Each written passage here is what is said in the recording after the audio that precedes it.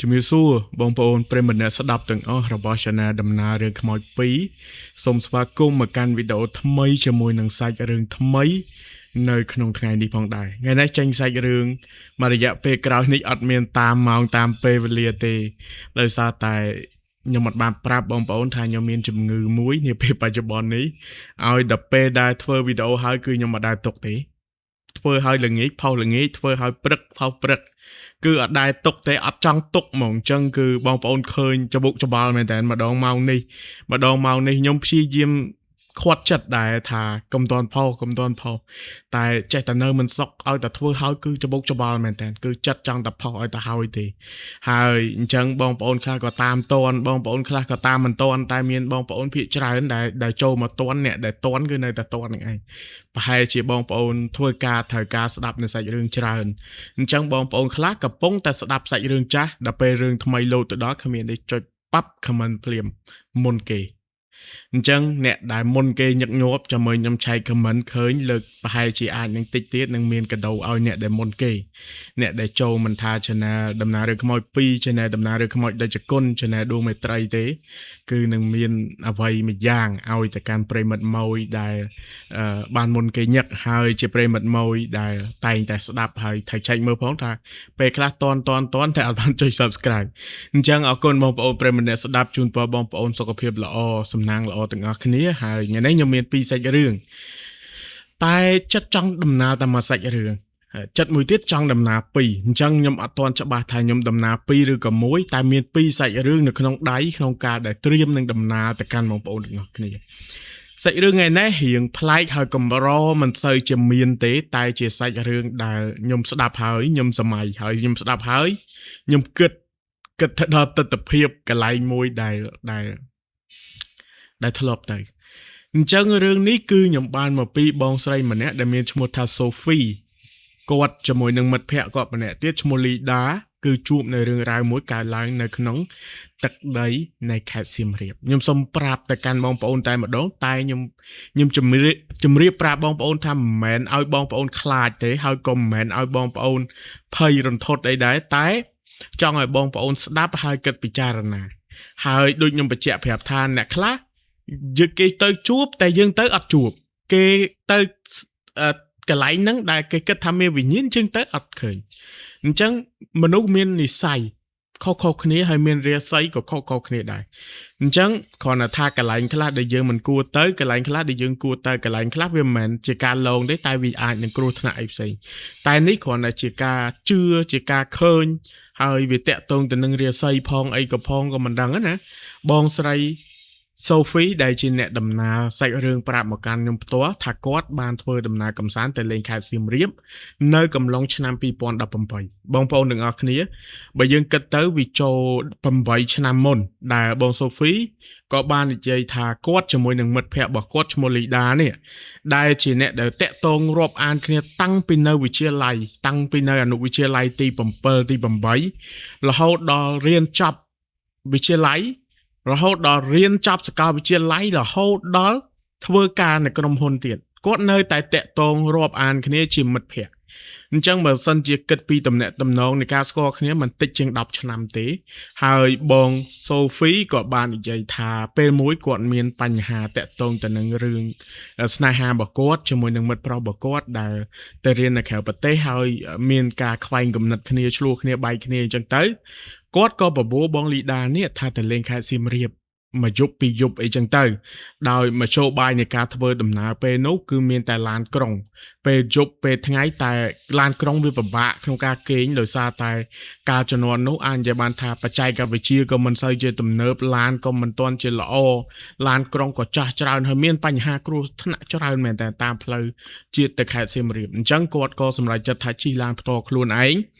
ដែលជាឡានរបស់ប៉ារបស់គាត់ឡានរបស់គាត់ជាប្រភេទឡាន morning ទេជាឡានទេតែឡានប៉ារបស់គាត់ជាប្រភេទឡាន Toyota Highlander អញ្ចឹងគាត់ក៏ខ្ចីឡានប៉ារបស់គាត់ជាមួយនឹង Lida នេះបង Lida នេះដើម្បីទៅលេងខេត្តសៀមរាបជាមួយគ្នាពួកគាត់បានចេញដំណើរពេលព្រឹកព្រលឹមទៅខេត្តសៀមរាបរហូតដល់ទៅដល់ហ្នឹងគឺពេលរៀងរសៀលដែរហើយចង់ល្ងាចអីដោយសារតែការធ្វើដំណើររបស់គាត់ហ្នឹងគឺអត់លឿនទេហើយកន្លែងដែលគាត់គេងគាត់ក៏បានរៀបចំកក់ រួចរាល់តាម website ដែរអញ្ចឹងពេលដែលទៅគឺមានកន្លែងគេងស្រាប់តែម្ដងដោយគ្រាន់តែគាត់ទៅដល់គាត់បង្ហាញទិន្នន័យឬក៏អ្វីដែលគាត់បានកក់នឹងទៅកាន់ខាង receptionist ទៅគេក៏រៀបចំឲ្យបន្ទប់របស់គាត់គឺបងប្អូនដឹងបន្ទប់លេខម៉ានអត់គឺ307ហើយមើលទៅសភាពនៃការដែលជាក់ស្ដែងឃើញនឹងភ្នែកនៅក្នុង website ជាមួយនឹងនៅខាងក្រៅគឺរៀងខុសគ្នាបន្តិចដោយសារតែក្នុង website អាចថាគេថតគេ edit អីចឹងទៅវាមើលទៅឃើញភ្លឺស្អាតច្បាស់ល្អដល់ពេលទៅមើលជាក់ស្ដែងវារៀងចាស់ហើយមើលទៅរៀងស្ងាត់ហើយវាមិនសូវជា clean អីប្រហែលទេបើន័យថាវារៀងខកអារម្មណ៍តិចដែរតែជាក់ស្ដែងចាំ check in បន្ទប់មើលសិននៅពេលដែលកំឡុងពេលដែលបានសល់លេខបន្ទប់307នឹងហើយគាត់ក៏ដើរតាមផ្លូវកណ្ដាលនៃអាគារនៅកណ្ដាលនៃសន្តាគារមួយហ្នឹងដើម្បីចូលទៅកន្លែងគេមានអាងទឹកមានកន្លែងអង្គុយលេងមានហាងបាយហើយក៏មានផ្លូវដើរចូលទៅមានដុំឬក៏មានបន្ទប់បែប private ដូចគាត់ចាប់អារម្មណ៍ថាកន្លែងនេះដូចគាត់បែបបុរាណហើយអាគារក៏មិនមែនជាអាគារថ្មីដែរអាចថាជាអាគារចំណាស់តែរៀបចំឡើងវិញដើម្បីធ្វើជាសន្តាគារបើគិតទៅ vibe បែបបរទេសច្រើនជាងបែបខ្មែរយើងព្រោះមាន Skype មាន mini bar មានអីចឹងណាអញ្ចឹងក៏មានបរទេសខ្លះដែរអញ្ចឹងគាត់ក៏ដើរតាមrecept ដែលគេជូនទៅអ្នកទទួលភ្ញៀវនឹងទៅក៏ទៅដល់ខាងក្រោយហើយអាចនិយាយបានថាជាន់ទី1តែនៅខាងក្រោយគេមែនតែគឺនៅកតុយអាគារហ្មងគឺខាងចុងគេបង្អស់ហ្មងជាបន្ទប់លេខ307គាត់ក៏បានសួរទៅខាងអ្នកទទួលគាត់ថាគាត់អាចសុំដូរបន្ទប់បានអត់ព្រោះវានៅក្រោយពេកគេថាបន្ទប់ផ្សេងគឺមានការកក់អស់ហើយអញ្ចឹងណាតែគាត់មើលជាក់ស្ដែងទៅដូចមិនសូវជាមានមនុស្សដែរអញ្ចឹងអូខេក៏ check in ចូលទៅគឺមែនខាងក្នុងគឺមានតាំងរូបអប្សរាមានតាំងរូបបុរាណមានឧបករណ៍ខ្លះជាឧបករណ៍សម័យថ្មីទេតែគេ modify វាទៅជាឧបករណ៍បុរាណមានដូចជាទូទស្សន៍បុរាណហើយមាននិយាយរួមទៅគឺ vibe បែបសិល្បៈបែប modern បែបសិល្បៈតែមិន modern បែបទំនើបទេណា modern បែបចាស់ក្រែហ្នឹងមានអារម្មណ៍ថាដូចក្រែលោកធ្វើកឋិនណាគេមានតែប្រាប់គេចងមុងអីចឹងទៅហើយមានព្រំក្បាច់ក្បូរមានដើមរុក្ខជាតិហើយមានឧបករណ៍ចាក់ភ្លេងអីមើលទៅគឺបែបហ្នឹងឯងតែអ្វីដែលគាត់ចាប់អារម្មណ៍គឺនៅចំហៀងបន្ទប់របស់គាត់មានរូបនាងគេហៅថានេតិកាឬក៏អ្នករាំរបាំមួយដែលក្នុងអត់មានមកុដអត់មានអីទេជាប្រភេទដូចតែងខ្លួនបែបរាំធម្មតាទេតែមើលទៅមុខគឺសម្លឹងសម្លក់ចេះបែបអត់សតុនទេតែបែបដៀងសម្លក់ហើយខ្លួនហ្នឹងគឺឡើងពេនមែនតែនមកហើយរូបហ្នឹងធំគ្រាន់បើដែរប្រហែលជាខ្ទង់តតឹងកន្លះម៉ែត្រកម្ពស់1ម៉ែត្រអីទៅដឹងដាក់ជាប់បន្ទប់ហើយរៀងប្រឆិតធ្លាក់មកអញ្ចេះដែលមើលទៅដំបងចាប់អារម្មណ៍ស្អាតតែដល់ពេលដែលមើលយូរទៅហាក់ដូចជាមានអារម្មណ៍ថាខ្លាចតែអាណាទៅដោះចេញមិននៅក្នុងបន្ទប់របស់គេក្រោយពេលដែលរៀបចំងូតទឹកងូតអីសម្រាប់ហើយស្រួលបួលគាត់ក៏បានដើរចេញទៅខាងក្រៅដើម្បីរកអីញ៉ាំផងហើយក៏ដើម្បីទៅលេងនៅកន្លែងកំសាន្តមួយដែលមានឈ្មោះថា Pop Street អញ្ចឹងគាត់ក៏អត់បានជិះឡានទេគឺគាត់ជិះកង់3ទៅគាត់ដើរលេងម្ដុំនឹងអីចឹងទៅហើយក៏ដើរលេងទៅ Pop Street ជិះកង់3ទៅរកអីញ៉ាំរហូតនៅលេងកំសាន្តអីចឹងទៅរហូតដល់ម៉ោងជាង12យប់ដល់ម៉ោងជាង12យប់គាត់អាចនិយាយបានណាគាត់រៀងស្រឿងតិចហើយអាចថាមនុស្សសេតតាំងពីពេញទៅហ្នឹងអញ្ចឹងរៀងស្រឿងតិចហើយគាត់ក៏ត្រឡប់មកវិញពេលដែលត្រឡប់មកវិញពួកគាត់ក៏ផ្លាស់ខោអាវសម្លៀកបំពាក់អីហើយក៏នាំគ្នាគេងតែគេងអត់លក់ម៉ោង1អីគឺគេងអត់លក់ទេគឺនៅតែចែកនិយាយគ្នាលេងចែកនិយាយគ្នាលេងហើយបន្ទប់ហ្នឹងគឺក្អូបហើយធំដោយរៀងជូក្អូបជូដល់ពេលអញ្ចឹងពួកគាត់ហ្នឹងចេះតែមានអារម្មណ៍ថាជុំមានអារម្មណ៍ថាជូប្អូនក្អូបបន្តិចជូប្អូនក្អូបបន្តិចមានអារម្មណ៍ថាក្លិនដូចចង់ក្អួតបន្តិចចង់អីបន្តិចឬក៏អាក្លិនស្រាដែលយើងផឹកអាក្លិនស្រាកឡុកហ្នឹងវារសជាតិអញ្ចឹងហើយវាក្លិនអញ្ចឹងបានមានអារម្មណ៍ថានៅធំនឹងចំោះនៅអីចឹងណាអញ្ចឹងបងប្អូនទាំងអស់គ្នាគាត់គិតអញ្ចឹងស្រាប់តែមកសតុះម៉ោងប្រហែលជាម៉ោង1:15នាទីគាត់ស្រាប់តែឮភ្លេងរបាំភ្លេងពិនពៀតខ្មែរយើង slow មួយ មួយលឺតាមខ្យល់មកល្វើយចូលតាមតិចតាមប្រអួចរបស់គាត់ហ្នឹងធ្វើឲ្យមិត្តភ័ក្តិរបស់បងសូហ្វីនេះបងលីដានេះគាត់និយាយថាចេះអាសូហ្វីហើយមានលឺសលេងពិនពៀតអត់បងសូហ្វីថាអញលឺតែលឺលហៀងអីចឹងណាស្រាប់តែគាត់លឺអញ្ចឹងបងលីដានេះក៏និយាយថាចេះអញលឺចឹងមានអារម្មណ៍ថាព្រឺសបល់អត់ស្រួលទេបងសូហ្វីថាមានស្អីទេលឺសលេងពិនពៀតក៏មកលឺសំឡេងស្មូតអញលឺសលេងស្មូតខ្មោចហ្នឹងអញអត់ចូលចិត្តហ្មងអញខ្លាចហ្មងគាត់និយាយចឹងណាអញ្ចឹងបងសូហ្វីហ្នឹងក៏គាត់នឹកឃើញរឿងមួយគាត់ទៅធ្លាប់មើលគេរាំលបាំគាត់ថាថ្ងៃមួយនោះគាត់ទៅមើលគាត់ទៅក្នុងសាលមហោស្រពនៅ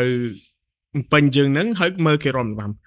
គាត់ថាមើលនៅក្នុងសាលល្ងឹតជាមួយនឹងភ្លើងបាញ់ទៅអ្នករបាំហ្នឹងរាំគាត់ថាអូយគាត់មើលឡើងអត់ហ៊ានដកដង្ហើមហើយគាត់ថាស្រស់មែនតើហើយគាត់ចង់មើលទៀតចាំទៅបំពេញចាំមើលមានគេរួមទៀតចាំគាត់ទៅជូនទៅមើលម្ដងបងលីដានេះគាត់ថាអើយបើមានភ្លេងអញ្ចឹងហើយបើសិនជាមានអ្នករួមឲ្យមើលនៅចុងជើងល្អមិនទេទៅដល់បងសូហ្វីថាហេចេះតែនិយាយឈួតទេយ៉ាងអញឃើញអញខ្លាចយប់អញ្ចឹង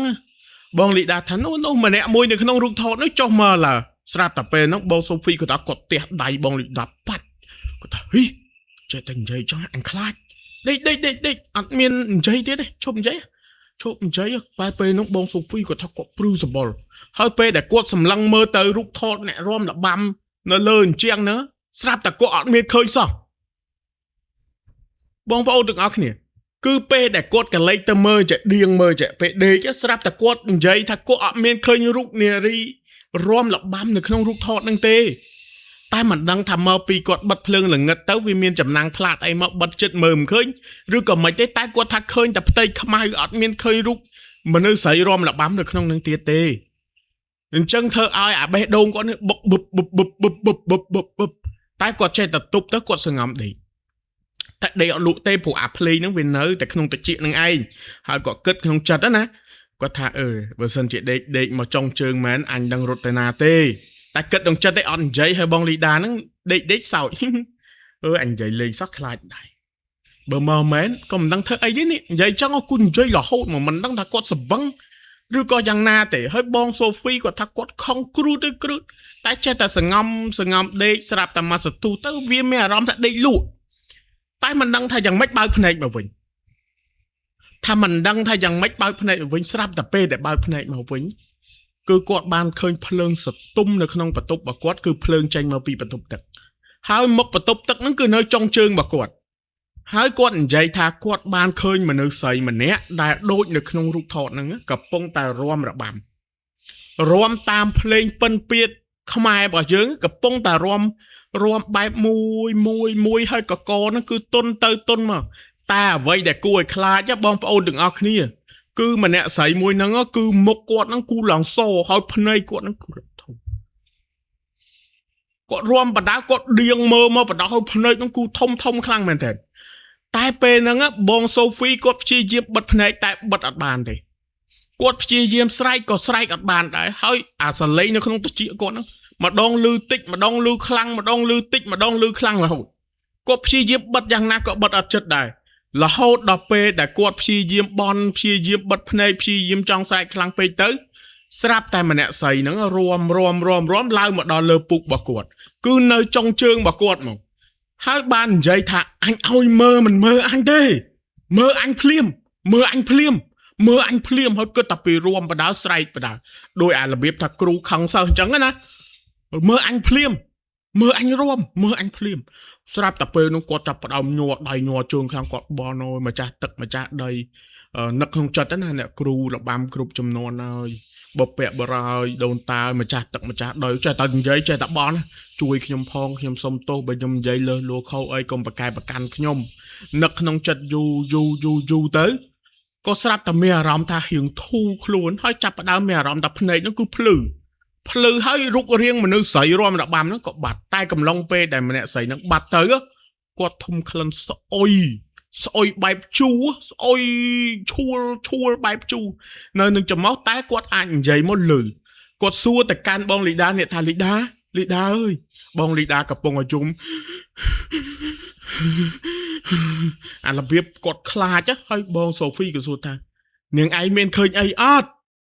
ឃើញអញឃើញអញ្ចឹងក៏បងសូហ្វីនេះស្ទុះទៅបើកភ្លើងគាត់ក៏លេចទៅមើលនៅក្នុងរូបថតនៅតែអត់ឃើញអ្នករំលបាំគាត់ក៏លេចទៅក្នុងរូបថតហើយក៏នៅតែអត់ឃើញអ្នករំលបាំ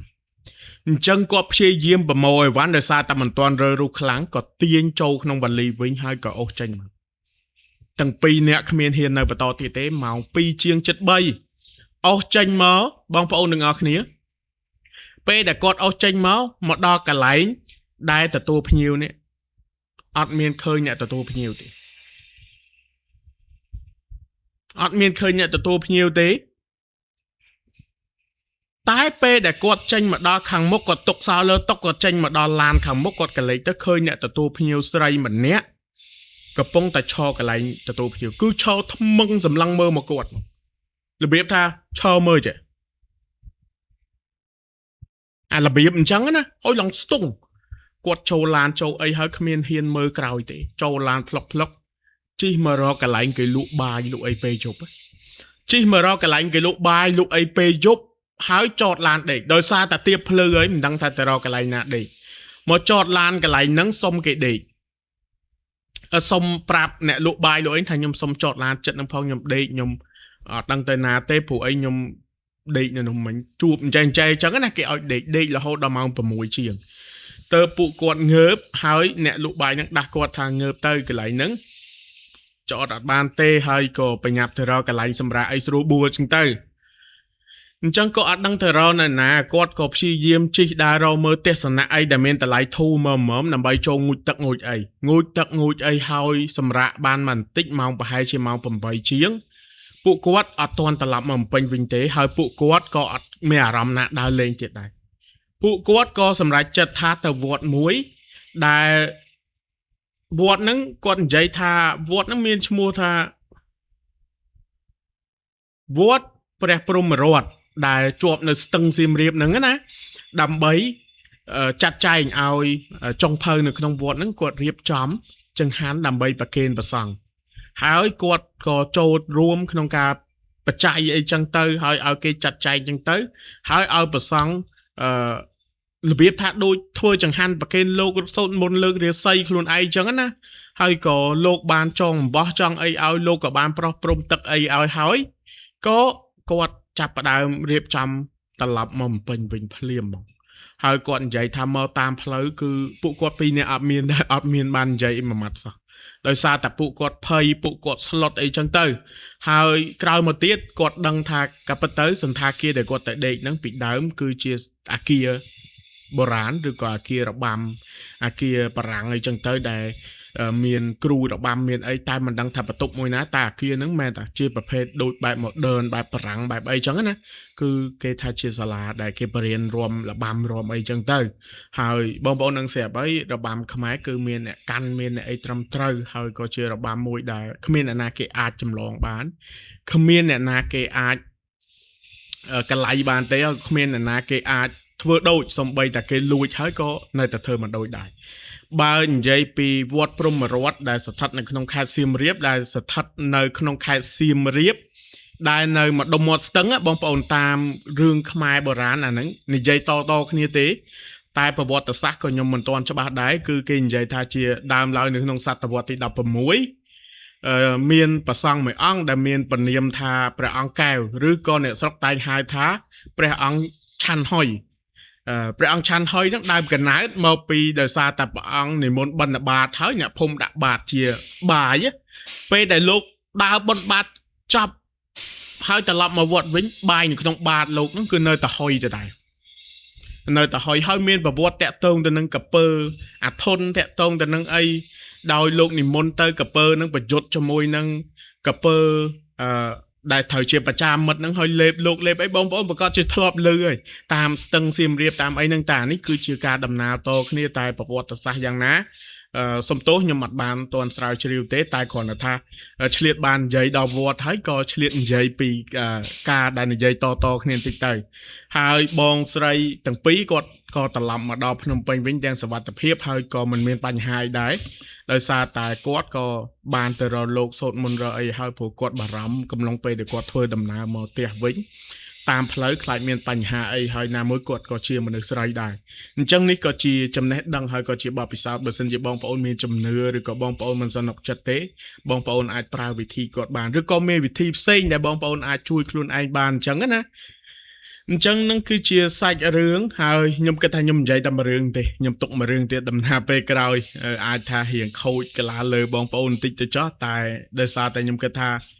សំឡេងថ្លង់មែនតើខ្ញុំដំណើរអត់កើតទេខ្ញុំហឹងតែជាព្រោះវាលឺចូលមីក្រូហ្វូនហើយអាចនឹងពេលយប់ខ្ញុំដំណើរឲ្យហើយអាចនឹងដាក់នៅក្នុងចំណែកដំណើររឿងខ្មោចដែលជគុណមួយរឿងទៀតតាក់ទងទៅនឹងរឿងដែលមានចំណងជើងតាក់ទងទៅនឹងម្ដាយដើមហើយក៏មានរឿងតាក់ទងទៅនឹងរឿងមួយដែលមានឈ្មោះថាបងម៉ាប់តាក់ទងទៅនឹងធ្មប់នៅក្នុងភូមិជនបទមួយហើយរឿងម្ដាយដើមតាក់ទងទៅនឹងបងស្រីម្នាក់ដែលនិយាយថាក្រោយពេលដែលគាត់សម្រាលគឺខ្មោចម្ដាយដើមហ្នឹងគឺមកយកកូនគាត់វិញអញ្ចឹងបងប្អូនចាំស្ដាប់ទាំងអស់គ្នានៅក្នុងចំណែកដំណើររឿងខ្មោចដែលជគុណហើយនៅក្នុងចំណែកដំណើររឿងខ្មោចពីរថ្ងៃនេះគឺមានតែមួយរឿងអរគុណបងប្អូនប្រិយមិត្តអ្នកស្ដាប់ទាំងអស់គ្នាដែលបានជួយចុច Subscribe ដាក់សញ្ញាកណ្ដឹងហើយក៏មានបងប្អូនមួយចំនួនជួយឧបត្ថម្ភលើកទឹកចិត្តតាមរយៈការប៉ាវកាហ្វេឬក៏អីតាមរយៈ QR ABA ឬក៏ Acida ហើយសូមសួរមួយមានបងប្អូនប្រិយមិត្តអ្នកស្ដាប់ណាដែលនៅក្រៅប្រទេសហើយគាត់ឧបត្ថម្ភ Donate ខ្ញុំអត់ចំនួន$50ដូចជាមានឈ្មោះអូសំទោសផ្លេចបាត់តែដឹងថាគាត់ផ្ញើមកខ្ញុំ$50ហើយគាត់អត់មានតស័យអីទាំងអស់អញ្ចឹងលុយដែលគាត់ផ្ញើមកគឺខ្ញុំអត់មានបានចាយឬក៏អីទេគឺខ្ញុំទុកនៅក្នុងហ្នឹងដោយសារតែក្រៅប្រទេសខ្ញុំអត់ចេះ transfer ទៅវិញហើយបើសិនជាបងបានឃើញបងវេមកច្រឡំឬក៏អីបងអាចឆាតមកខ្ញុំវិញបានហើយបើសិនជាបងជួយប៉ាយកាហ្វេឬក៏ឧបត្ថម្ភលើកទឹកចិត្តមកកាន់ខ្ញុំបងអាច comment ប្រាប់ខ្ញុំផងហើយបើសិនជាអត់មានទេមួយខែពីរខែទៀតអត់មានអ្នកនេះទេខ្ញុំនឹងយកលុយនឹងទៅធ្វើបន់ហើយអញ្ចឹងខ្ញុំអត់ហ៊ានចាយទេព្រោះអីបើសិនជាបងប្អូនប៉ាវកាហ្វេឬក៏ឲ្យឧបត្ថម្ភលើកទឹកចិត្តខ្ញុំប្រកាសជាបងប្អូនទៅសេទួយថាប៉ាវកាហ្វេឬក៏សម្រាប់ admin អញ្ចឹងទៅអញ្ចឹងថ្ងៃនេះមានប៉ុណ្ណឹងអរគុណបងប្អូនម្ដងទៀតយើងជួបគ្នានៅវីដេអូក្រោយ